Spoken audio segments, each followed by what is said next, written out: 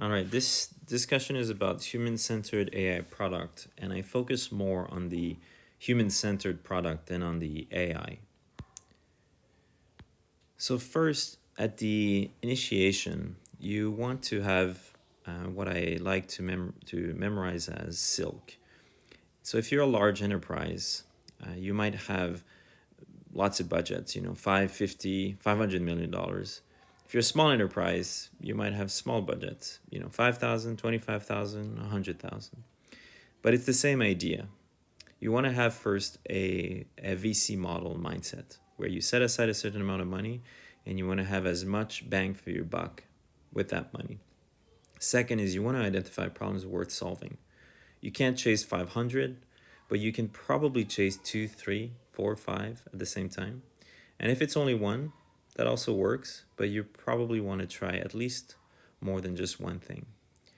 Then you want to launch the production early. That means early validation. That means time-bound experiments, budget-bound and time-bound experiments. And finally, you want to be able to not get attached to anything you build. Any of those beautiful human products that you build, a lot of them are not going to work out. So you want to make sure to kill them quick if they don't work out, and really to focus on the ones that are easy and loved by your users. So that's the init phase. The second phase is the stage phase. And here you want to make sure that you have available talent, you have speed, you have agility, you have necessity, and you have availability, affordability. And that I like to remember that with the acronym ASANA. By availability, we mean talented team of people with complementary skill sets, ideally people that have worked together before.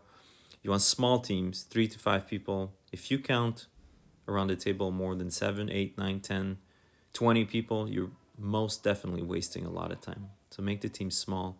Agility, try a Kanban board, GitLab, Trello, Azure DevOps, pick your favorite flavor.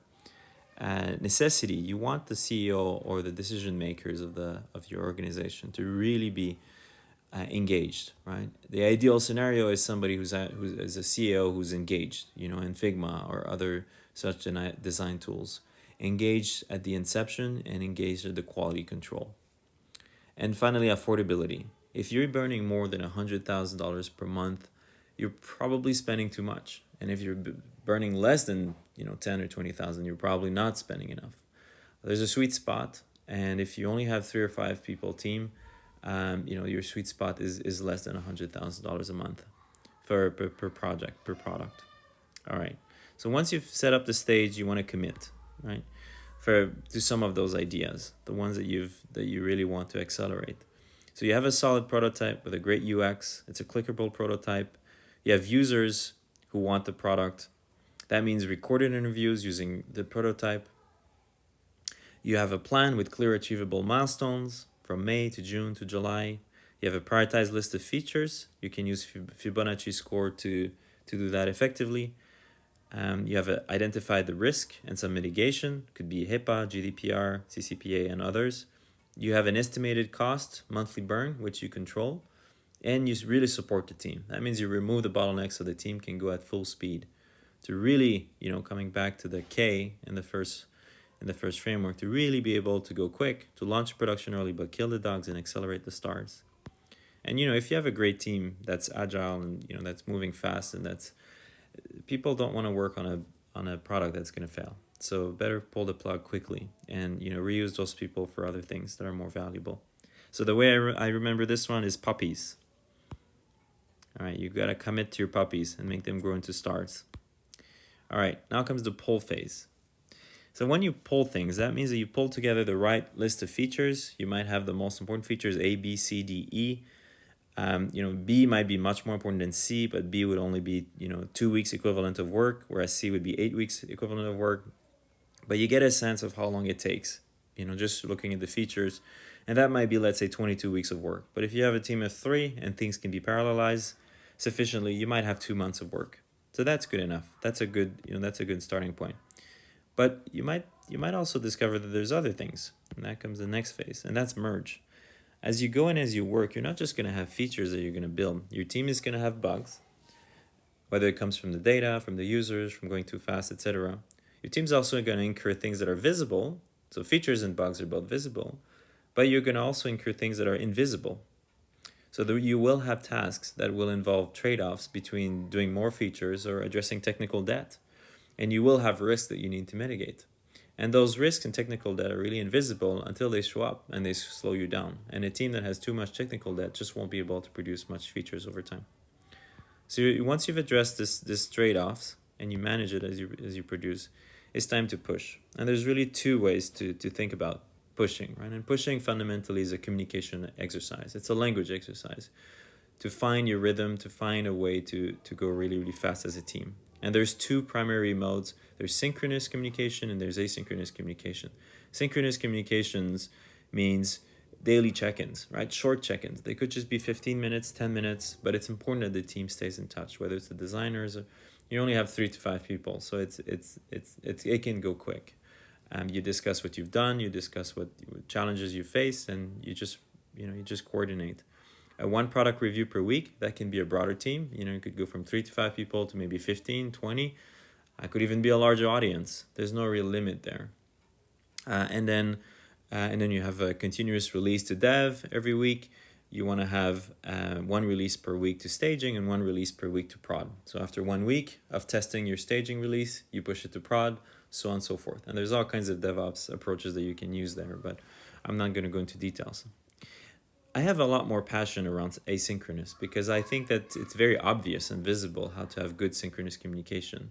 I think a lot of managers are used to them, and that's how they manage. But really, a good manager should be able to also manage asynchronous communication. And by that, I really mean structured asynchronous communication. One obvious one is chat, but I really recommend that teams learn to turn chats off so that there's not a lot of back and forth during the day. It's better off to have a really thoughtful chat and an unstructured chat than one that keeps on going back and forth for issues that could be addressed live during a phone call or during one of the regular sessions. Because nobody, you don't want to leave people out of a chats going back and forth and make decisions over chats, especially important decisions. So the second one is the Kanban board. It's a very simple thing, favorite of many agile coaches, etc. It gives us visibility. It forces people to not create too many tickets, right? If you have more than 20 tickets in a column, or if you have more than 20 columns, you're in trouble, right? If you have five or six tickets among 20 columns, then it's manageable. Anybody can manage. A product manager can manage 50 tickets, right? But you can't manage 500 tickets, or you can't manage effectively 5,000 tickets, right? It's just mind-boggling. Next is the collaborative UX design. I really love Figma. I've only been using it for about 2 years, but it has really changed the pace at which we operate. I really recommend checking it out. Branching strategy, I think, is important. Azure DevOps Flow has one, GitLab Flow, GitHub Flow, all major issue trackers have those things nowadays. Really valuable. Ensure that you have more than one programmer per branch, that the same programmer does not do a pull request or a merge request, that you pass it over to a teammate, etc. Fully linked prototype, coming back to Figma, but there's other technologies that allow you to do that, but you should definitely take full advantage of that in terms of communication, right? It's very synchronous. You allow other team members to click through your prototype as a designer, so you don't have to walk them through it. Another very valuable is high quality mock data. There's nothing harder than a designer having to put lorem ipsum Latin words everywhere when you don't have content, or a database architect who has to create their own mock content. So really, it's extremely valuable to invest in having good, real, high-quality mock content. And finally, just a few other words I think that are very important, especially from a software engineering standpoint. But test-driven development, make the time for it. That means also emphasize typing. Strongly typed languages. If you can't afford a strongly typed language, like TypeScript, Haskell, you name it, right? Or you're writing in Python, there are modules to help you in Python to use typing. That eliminates a whole class of bugs. Extremely valuable. Avoid at all costs to just hack things together in a Jupyter notebook. That's just not scalable.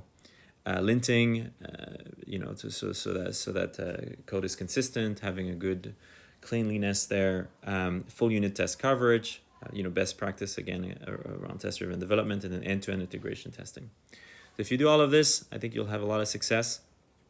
Always happy to chat more if you want to reach out. So DannyCastonguay.com is my blog, and Build AI is my company. Thank you. Bye-bye.